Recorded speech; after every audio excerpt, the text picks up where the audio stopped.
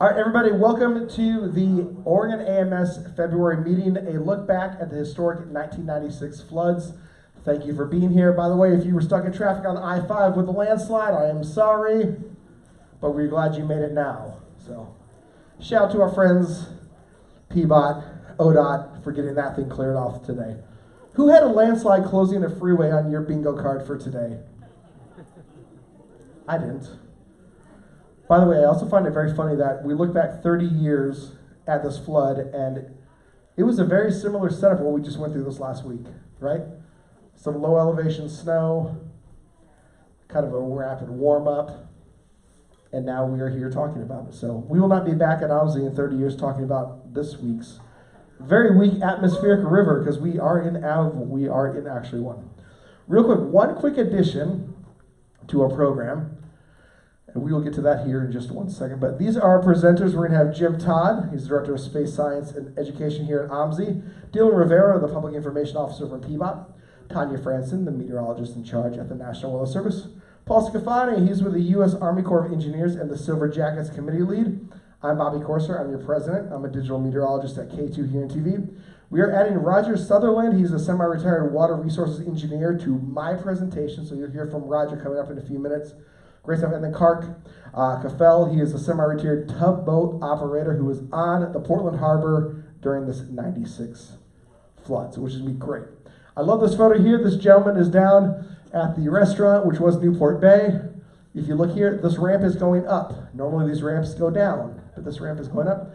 And he's trying to move debris out of the Willamette, which is great. Thank you for that. All right.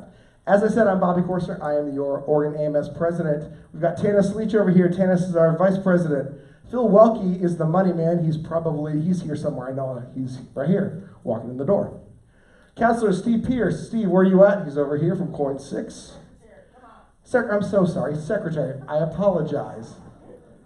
Our counselors, April Elliott is here with her husband, Todd. We're up here. Thanks for being here, guys. Tyler Mode is here as well. Tyler, over here, thank you so much. Sarah Tim, thank you so much. And your father, Pat Tim. Pat has donated a couple of his weather books for our raffle toward the end of the event, which is great. We are really, really excited about that. All right, upcoming meetings, real quick. Mark Nelson from Fox 12 is going to recap winter. My question is, what winter? Yes, one whole week of low elevation snow threat. Can't wait for that 5-minute presentation from Mark. Oh, he will make it an hour. We're excited about that. Mark's stuff is 100 slides exactly. If you've ever been to one of these meetings, we go every single 6-hour weather map from all weather models across the board. It's so much fun. We love it. Wednesday, March 19th, out of Golden Valley Brewery in Beaverton. Happy hour at 6. Meeting starts at 7. April, super excited about this one. John Saltenberger, recently retired meteorologist for the Northwest Interagency Coordination Center. He's going to be doing his presentation on analog map typing and lightning forecasting. John is a fire weather expert. I'm super excited about this. They're working on new ways to forecast lightning and how that relates to wildfires. So we are very, very excited about this. Oregon AMS, we are on social media. You can find us on Facebook and X at Oregon AMS, and on YouTube. Tonight's video will be put up as soon as we can on Oregon AMS channel. It's at Oregon AMS Official. We want to thank our partners tonight for everybody being here. Of course, we have the Oregon Department of Emergency Management, the Silver Jackets, the Army Corps of Engineers with the cats. I was told I have to put the cat logo on here, so they're the cats. Thank you to NOAA and the National Weather Service. Of course, a round of applause, please, for OMSI for hosting us and giving us this beautiful venue. Thank you, Jim, and everybody at OMSI. Our friends at Midland Radio, thank you so much. The American Red Cross, and of course, PBOT, thank you to them. And of course, Portland Emergency Management, Multnomah County Emergency Management, Flood Safety District, the U.S. Army Corps of Engineers, and our friends with the U.S. Geological Survey. Thank you, USGS, for being here. One quick weather note, and I'm especially geeked out on this today. Don't tell anybody, but I spent my lunch hour and then some more time watching a YouTube video about new outlooks coming to the Storm Prediction Center in Norman, Oklahoma. Those of you that are a severe weather nerd like I am, this is cool. This is cooler. So, unfortunately, the map cut off, but we have new hatched areas in terms of intensity. We still have our percentages of how likely something is to happen, but then we have new significant ratings, and this is pretty awesome. So, this rolls out, I believe, in a couple days. Intensity levels 1 through 3, and we're no longer talking about a hatched area. If you guys are familiar with it, this is the hatched area with the dashes line. This is what we currently have. When we have this, especially with tornadoes, we could look at EF2 tornadoes. However, as they said, they're thinking, everybody's like, oh, that means every tornado will be an EF2. That's not correct. The most powerful will be an EF2. But with the new significant intensity ratings come in, this is like EF3, EF4, and they'll assign percentages to this. So we'll see certain storms have certain categories. It's going to be actually really fascinating. I'm very, very excited to get into this. And last but not least, please, a nice round of applause to Gail Zuro and Tanya Franson. Those two single-handedly helped me put this meeting together. Without those two ladies, this meeting would not happen. So thank you, both of you. I truly, truly appreciate it. All right, let's get started now with the comedy duo known as Jim Todd. Jim, let's have some fun here tonight. OMSI, again, thank you for hosting us here. We really appreciate it. So up first, the Director of Interplanetary Science for OMSI, it's Mr. Jim Todd. My friend, it is all yours.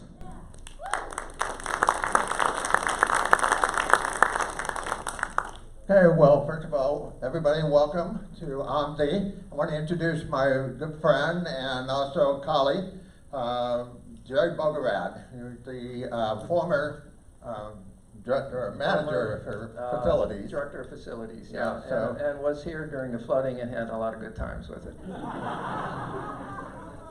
So we were very much here at the last flood in 1996.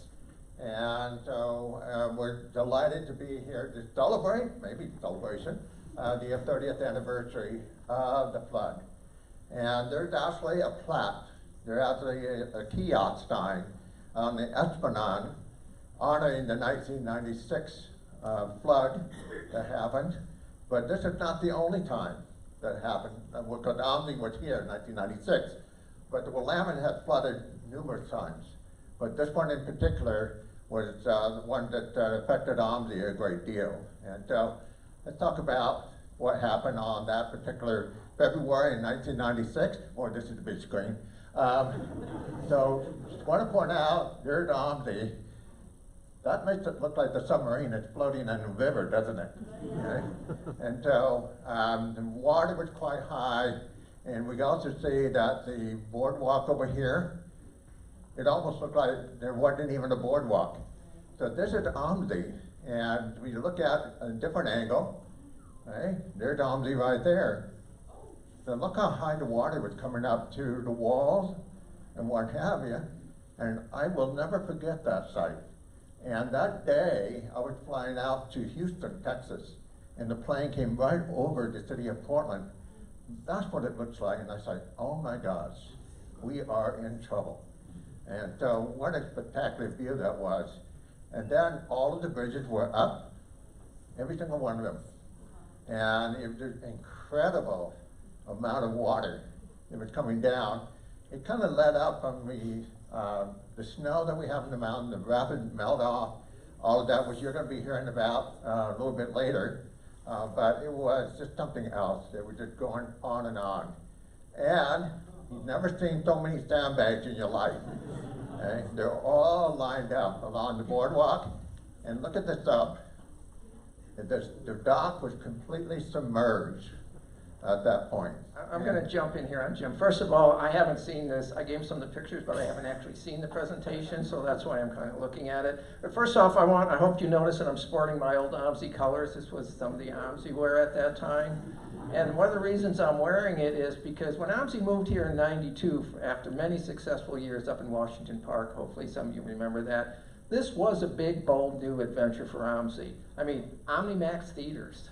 I mean, this was new, and we even designed a set of clothes just for the OMSI staff. But the financial problem, we had financial problems, even though the fundraiser to build this building was outstanding. There were some debt issues, there were some issues with some banks. And so around 1995, OMSI was really suffering some severe financial problems.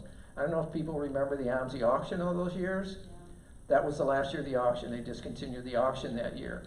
And so when the flooding happened and it ended up that we were closed for a while, it wasn't that we were just saving OMSI from the floodwaters. It was a fight to save OMSI's existence. And that's one of the reasons why, excuse me, so many people, as they have in the past in the community, came together to help OMSI.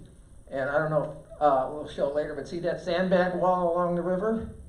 That was not OMSI staff that did that. That was all community volunteers that did that. OMSI staff were busy in the building.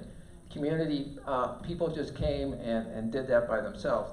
Because part of the problem, Jim will stop me talking here soon. You guys didn't tell us when it was going to stop raining and how high the river was going to get. So we did not know how high the river was going to get. That was the main challenge. We did not know, even though it breached the river, the bank downtown, it didn't quite breach the bank here. But we didn't know that, so we had to prepare for that. You could say that it wasn't just water, but we had to deal with the log jam. Logs were piling up against the back up here, right up against the dock. And at one point, we had an OMSI staff meeting out in the cafe. And all of a sudden, we saw people just running. They were just running towards the dock. Because there was a log jam that broke. And there was a wall of log moving towards OMSI. And just, what are you going to do? You can't stop the log jam, okay? But I remember that very moment, and everybody picked up in the meeting. We got outside to see what we can do, but they did quite a bit of damage. I want to point out this right here. Okay, this is still there. This is the picture I took maybe 2 months ago. It shows the measurement of the water. Right? Here at that very same pillar right over here. Okay? And so the water level basically came up to the point that the submarine was about to tip over. They were attached to the pillar, and they were about to tip over, and there was some discussion whether or not we're going to have to cut it away and have the tugboat take the submarine away, because it got so close they were tipping over on the dock. Well, the way it's, I don't know if you can see the moorings there. It's actually the dock, the water went up to the dock, almost cleared the top of those moorings. And one of the things we did in reparations, we put a 4-foot extension on that. But as Jim showed on those steel dolphins, the dock is floating, but the sub itself is only attached to those steel dolphins. And it was designed so if it went up so high, it would actually pivot on its side. But the concern was, what if the welds break? There's a lot of pressure there. So they actually, there's a tugboat guy here, they had stationed tugs out on the Willamette just in case the sub or the dock broke away, because they figured it probably could do some damage to the bridges downstream if the sub broke away and just started taking off. And we got an email, not email, but phone calls from the administration that it was mandatory that the staff come and help sandbag. And so everybody got involved, the volunteers, the community. We started piling up all these sand. Now, you look at the location of this particular sand pile, it's still out there. It's still out there underneath the Market Bridge. If you go walk by there, you see that little mound, and it's just still there in 1996. These are staff that were actually, as I said, the community was building sandbag walls out along the river. This OMSI staff had a bucket brigade of sandbags going down into the basement areas, because that's what the main challenge was. All of the main mechanical for the whole facility are in the basement levels of the El Turbine Hall, and that's where the damage ended up happening, and that's what staff were trying to sandbag. Now, of course, we are in a turbine building. What's the turbine building supposed to do? Take in water. Okay. Well, we got the water all right. Okay. It was coming in so fast we couldn't keep it out. And that was the challenge. We didn't have big enough pumps. So the Portland Fire Department came in and started donating the pumps, but it was still, the ratio was still too much. The water was coming in. Now, here's the odd part, the hard part. OMSI decided when we moved here in 1992, put the electrical room in the basement of the turbine hall. Wow, okay. That they warned us, oh, it's never going to happen. It's just a 100-year flood. So what happened?